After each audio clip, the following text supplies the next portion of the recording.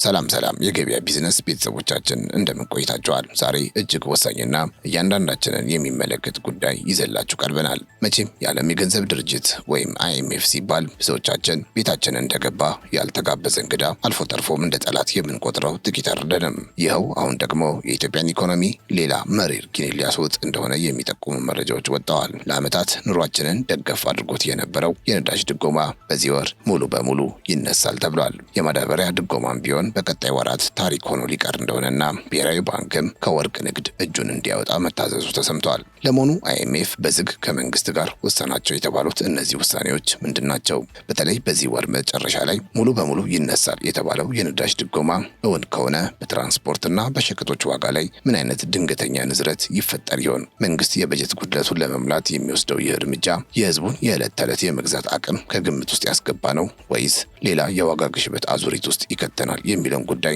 በዝርዝር እናስደምጣችኋለን። ሌላው አሳሳቢውና የሀገሪቱን የጀርባ አጥንት የሚነካው የማዳበሪያ ጉዳይስ መጨረሻው ምን ይሆን? ድጎማው ተነስቶ ዋጋው የማይቀመስ ከሆነ በአርሶ አደሩ ምርታማነትና በምግብ ዋስትናችን ላይ ምን አይነት ጠባሳ ጥሎ ያልፋል ስለሚለው ጉዳይ የምናደርሳችሁ መረጃ ይኖረናል። በዛሬው ዝግጅታችን ለእነዚህ ጥያቄዎች ምላሽ የሚሆኑ መረጃዎችን በዝርዝር የምናስደምጣችሁ ይሆናል። ለመሆኑ እናንተስ የIMFን መመሪያዎች ተከትሎ የሚመጣውን ይህንን የድጎማ መነሳትና መዋቅራዊ ለውጥ እንዴት ትመለከቱታላችሁ? በጥቅሉ IMF የኢኮኖሚውን ስብራት የሚጠግን በረከት ነው ወይስ የዜጎችን ኑሮ የሚያከብድ እርግማን ብላችሁ ታስባላችሁ? ሀሳብ አስተያየታችሁን በኮሜንት መስጫው ላይ እንድታጋሩን እንጋብዛለን። ቻናላችንን ሰብስክራይብ፣ ቪዲዮ ደግሞ ላይክ ማድረግ እንዳትረሱ ስንል በአክብሮት እንጠይቃችኋለን። ከአፍታ ቆይታ በኋላ ተመልሰን እንገናኝ።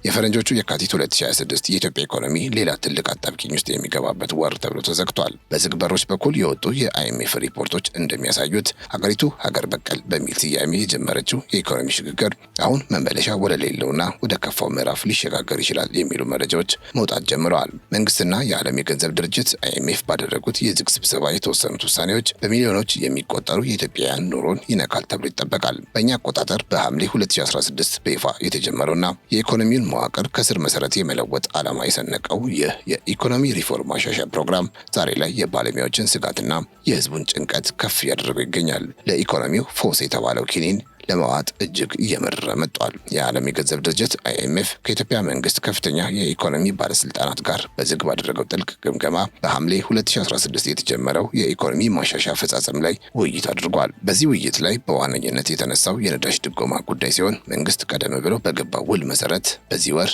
ማለትም በፌብሩዋሪ 2026 ለነዳጅ የሚያደርገውን ድጎማ ሙሉ በሙሉ እንደሚያነሳ ይጠበቃል ሲል ሪፖርቱ አስነብቧል። እስካሁን በነበረው ሂደት የዲዝል ድጎማ በ42 በመቶ የጋዞሊን ደግሞ በ43 በመቶ የተቀነሰ ቢሆንም ቀሪው ድጎማ ዜሮ መግባቱ በበጀት ጉድለቱ ላይ የሚታየውን ጫና ለመቀነስና መንግስት ለልማት የሚመድበውን ገቢ ለማሳደግ ያለመ መሆኑ ተገልጿል። ይሁን እንጂ ይህ እርምጃ በገበያ ውስጥ ሊፈጠር የሚችለውን የዋጋ ንረት ለመቆጣጠር መንግስት ተጨማሪ የማህበራዊ ሴፍቲኔት ጥበቃዎችን እንደሚያጠናክርም በዝርዝር ሪፖርቱ ላይ ተመልክቷል። በዚህ ወር የካቲት 2026 የነዳጅ ድጎማ ሙሉ በሙሉ ይነሳል ተብሎ የሚጠበቀው እርምጃ በአገሪቱ ማክሮ ኢኮኖሚ ላይ ሊያስከትል የሚችለው ንዝረት በብዙ ዘርፎች ዘንድ አነጋጋሪ ሆኗል። ይህ የመንግስት ውሳኔ በጀት ላይ የሚታየውን ጉድለት ለመቀነስ አይነተኛ መፍትሄ ተደርጎ ቢወሰድም በተግባር ግን በገበያ ውስጥ የሚታየውን የዋጋ ንረት ይበልጥ ሊያባብሰው ይችላል የሚል ስጋት አለ።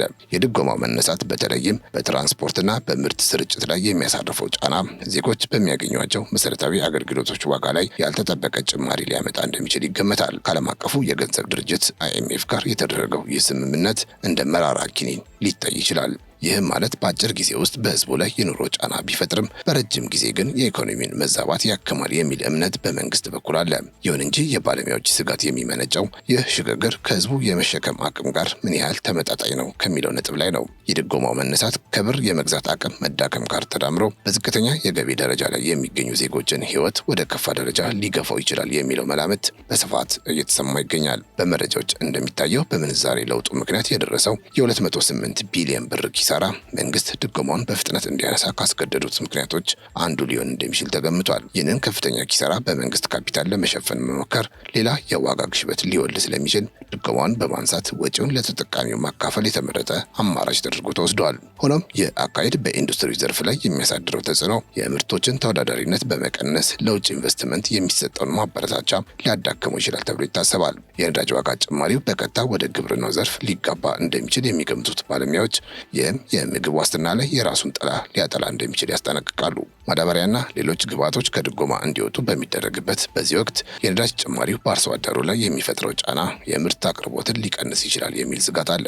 ይህ ደግሞ በከተሞች የሚታየውን የምግብ ዋጋ ንረት ይበልጥ በማናር የአይኤምኤፍ ሪፎርም የታለመለትን መረጋጋት ከማምጣት ይልቅ ማህበራዊ ውጥረቶችን እንዲፈጠሩ ምክንያት ሊሆን ይችላል ተብሎ ይገመታል። ከላይ ከጠቀሱት ጫናዎች ባሻገር የነዳጅ ድጎማ ሙሉ በሙሉ መነሳቱ በኢትዮጵያ የንግድ ስነ ምህዳር ውስጥ የዋጋ ግሽበት ስነ ልቦና እንዲፈጠር ሊያደርግ እንደሚችልም ይገመታል። ነዳጅ የሁሉም ምርቶችና አገልግሎቶች የደም ስር በመሆኑ ጭማሪው በቀጥታ ከማይነካካቸው የቤት ኪራይና መሰል አገልግሎቶች ጀምሮ እስከ ጥቃቅን የጎዳና ላይ ንግዶች ድረስ ነዳጅ ጨምሯል በሚል ሰበብ ብቻ ዋጋ የመጨመር አዝማሚያ ሊታይ ይችላል። ይህ ደግሞ መንግስት የኑሮ ውድነቱን ለመቆጣጠር የሚያደርገውን ጥረት በማዳከም በገበያ ውስጥ አለመረጋጋትንና የሸማቹን ተስፋ መቁረጥ ሊያባብሰው ይችላል ተብሎ ያሰጋል። በተለይም መካከለኛና ዝቅተኛ ገቢ ያላቸው ዜጎች ለትራንስፖርትና ለምግብ የሚያወጡት ወጪ ከገቢያቸው ጋር ባለመመጣጠኑ መሰረታዊ የሆኑ የጤናና የትምህርት ወጪዎቻቸውን ለመቀነስ ሊገደዱ እንደሚችሉና ይህም በረጅም ጊዜ የሰው ኃይል ልማት ላይ የራሱን አሉታዊ አሻራ ሊያሳርፍ እንደሚችል ይታመናል።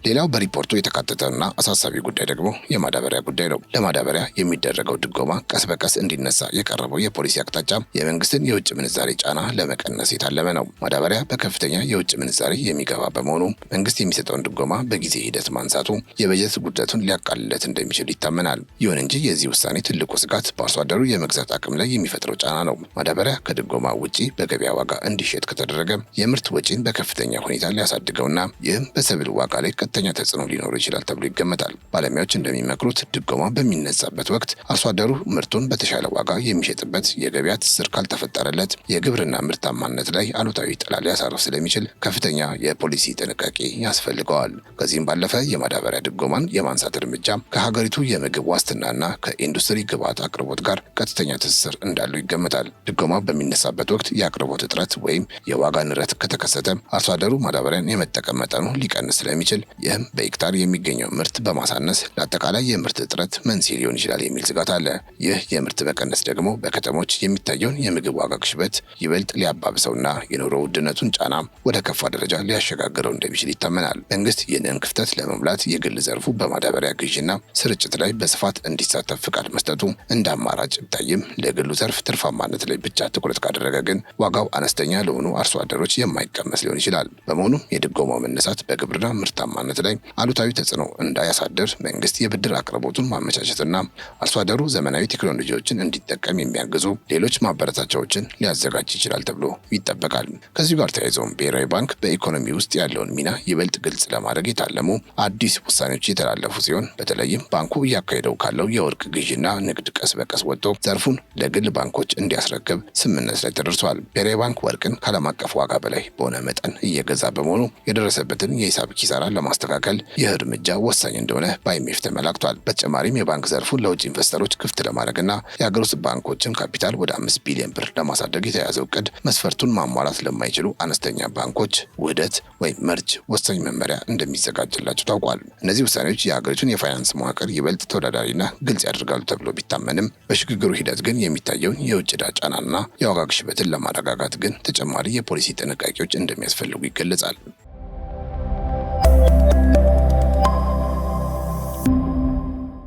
ከኑሮ ውድነቱና ከመንግስት ሪፖርት ጋር ተያይዞ የተቀመጠውን መረጃ በቀጣይ እንመልከት። መንግስት የኑሮ ውድነቱ ወደ ነጠላ አሃዝ ወርዷል የሚለው መደምደሚያ ከባለሙያዎች ዘንድ ጥርጣሬ እየቀረበበት ይገኛል። የገንዘብ ስርጭት በጨመረበትና የነዳጅ ድጎማ በሚነሳበት ሁኔታ ግሽበት ሊቀንስ የሚችልበት የኢኮኖሚ አመክንዮ ግልጽ አይደለም ይላሉ። ይልቁንም የዋጋ ንረቱ አሁንም በሁለት አሃዝ ወይም በ17.6 በመቶ ሳይቀጥል አይቀርም የሚለው የባለሙያዎች ግምት መንግስት ለሚያወጣቸው ሪፖርቶችና በገበያ ውስጥ ባለው ተጨባጭ ሁኔታ መካከል ያለውን ልዩነት የሚያሳይ ሊሆን ይችላል። ይህ መረጃዊ ልዩነት ደግሞ በቀጣይ በሚወሰዱ የፖሊሲ እርምጃዎች ላይ ስህተት ሊያስከትል እንደሚችል ይታመናል። የባንክ ዘርፉን በሚመለከት የካፒታል መጠንን ወደ 5 ቢሊዮን ብር ማሳደግና የውጭ ባንኮች እንዲገቡ መፈቀዱ የሀገር ውስጥ አነስተኛ ባንኮች እንዲዋሃዱ ወይም እንዲከስሙ ያደርጋቸዋል። ይህ እርምጃ የፋይናንስ ስርዓቱን ለማጠናከር የታለመ ቢሆንም የሀገር ውስጥ ባለሀብቶችን ተሳትፎ ሊያቀዘቅዘው ይችላል የሚል ስጋት አለ። በተለይ የብድር ገደቡ ወደ 24 በመቶ ከፍ ማለቱ አዳዲስ የንግድ ስራዎችን ለመጀመር ለሚፈልጉ ወጣቶችና ጥቃቅን ተቋማት እንቅፋት ሊሆንባቸው እንደሚችል የሚነገር ሲሆን ይህም የስራ አጥነትን ችግር ሊያባብሰው ይችላል የሚል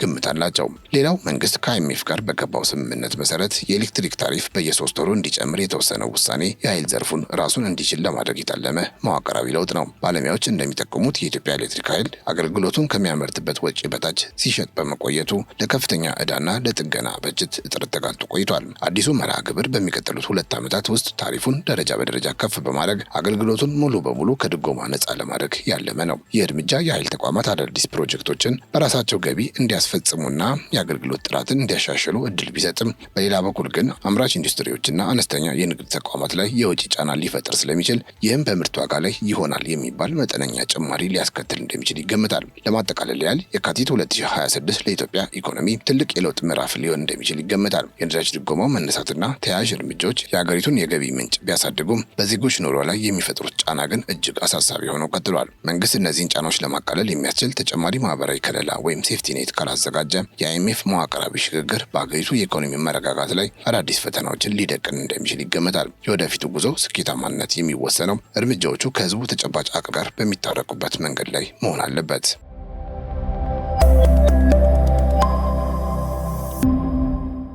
በጥቅሉ ከሰሞኑ የዓለም የገንዘብ ድርጅት አይኤምኤፍ ከኢትዮጵያ መንግስት ባለስልጣናት ጋር በዝግ ባደረገው ጥልቅ ግምገማ መሰረት ወደፊት የሚወሰዱ ተከታታይና ወሳኝ የሆኑ የኢኮኖሚ እርምጃዎችን ዋዜማ ሬዲዮ በዝርዝር አስቀምጣለች። ከእነዚህ መካከል ብሔራዊ ባንክ ወርቅን ከዓለም አቀፍ ዋጋ በላይ በ15 በመቶ እየጨመረ በመግዛቱ ለከፍተኛ ኪሳራ በመዳረጉ ከ2026 ማብቂያ ጀምሮ ከወርቅ ንግድ ወጥቶ ዘርፉን ለግል ባንኮች እንዲያስረክብ ስምምነት ላይ ተደርሷል። ከዚሁ ጋር ተያይዞ የገንዘብ ስርጭትን ለመቆጣጠር በባንኮች የብድር አቅርቦት ላይ ተጥሎ የነበረውና በአሁኑ ወቅት 24 በመቶ ላይ የደረሰው ገደብ የኢንቨስትመንት ፍሰቱን እንዳያቀዘቅዘው ስጋት በመፍጠሩ በ2026 ማብቂያ ላይ እንዲነሳ ታቅዷል። በሌላ በኩል መንግስት ለነዳጅ ሲያደርግ የቆየውን ድጎማ በዚህ ወር ሙሉ በሙሉ የሚያነሳ ሲሆን እስካሁን በነበረው ሂደት የዲዝልና የጋዞሊን ድጎማዎች ከ40 በመቶ በላይ ቀንሰዋል። በተመሳሳይ የኤሌክትሪክ ታሪፍ በየ3 ወሩ እንዲጨምርና በሚቀጥሉት 2 ዓመታት ውስጥ ሙሉ በሙሉ ከድጎማ ውጪ እንዲሆን እንዲሁም ለማዳበሪያ የሚደረገው ድጋፍ ደረጃ በደረጃ እንዲቆም ከስምምነት ላይ መደረሱ ተመልክቷል። በሪፖርቱ ላይ በዝርዝር የሰፈረው ሌላው ነጥብ የመንግስትን የብድር አቅም የሚመለከት ሲሆን ለኮይሻ የኤሌክትሪክ ፕሮጀክት ከሚያስፈልገው $700 ሚሊዮን ውጪ መንግስትም ሆነ የክልል መስተዳድሮችና የልማት ድርጅቶች ተጨማሪ ብድር እንዳይወስዱ ጥብቅ ገደብ ተጥሏል። ይህም የሆነው በአገሪቱ ላይ ያለውን የዕዳ ጫና ለመቀነስ ቢሆንም የኢትዮ ቴሌኮም የ40 በመቶ ድርሻ ሽያጭና የስኳር ፕሮጀክቶች ፕራይቬታይዜሽን መጓተት እንዲሁም የውጭ ቀጥታ ኢንቨስትመንት መቀዛቀዝ በገንዘብ ፍሰቱ ላይ የራሱን ተጽዕኖ ማሳረፉ አልቀረም። ከዚሁ ጋር ተያይዞ የባንክ ዘርፉን ለማጠናከር በሚደረገው ጥረት የ5 ቢሊዮን ብር ዝቅተኛ ካፒታል ግዴታን በ2026 መጨረሻ ማሟላት የማይችሉ የሀገር ውስጥ ባንኮች ዕጣ ፈንታ ወይም መዋሃድ አሊያም መሸጥ እንደሚሆን ታውቋል። ለዚህም እንዲረዳ ብሔራዊ ባንክ ልዩ መመሪያ እያዘጋጀ መሆኑን የገንዘብ ሚኒስትሩ አቶ አህመድ ሺዴ በላኩት ደብዳቤ አረጋግጠዋል። በመጨረሻም ከአበዳሪዎች ጋር ለ5 ዓመታት የተደረገው የዕዳ ሽግሽግ ድርድር እስካሁን ባለመጠናቀቁ የኢትዮጵያ የዕዳ ጫና አሁንም አሳሳቢ ሆነው ቀጥሏል። በተለይም በምንዛሬ ለውጡ ምክንያት የመንግስት ዕዳ በከፍተኛ ሁኔታ አሻቅቦ የዕዳና የጂዲፒ ጥምርታ ባለፈው 1 ዓመት ተኩል ውስጥ ከ35.4 በመቶ ወደ 50.3 በመቶ ከፍ ማለቱ የሪፎርሙን ፈታኝ ገጽታ ያሳያል። ምንም እንኳ እንደ ሩሲያና ሊቢያ ያሉ ሀገራት የቆዩ ብድሮችን ይቅር ቢሉም የቀረው የዕዳ ተጋላጭነት ግን አሁንም ከፍተኛ መሆኑ በሪፖርቱ ተመላክቷል። በጥቅሉ እነዚህ መዋቅራዊ ለውጦች የሀገሪቱን የኢኮኖሚ ስብራት ለመጠገን የታለሙ ቢሆንም በሂደቱ የሚታዩ ተግዳሮቶችና የድጎማዎች መነሳት በዜጎች ኑሮ ላይ የሚያሳርፉት ጫና ትኩረት የሚሻ ጉዳይ ሆነው ቀጥለዋል።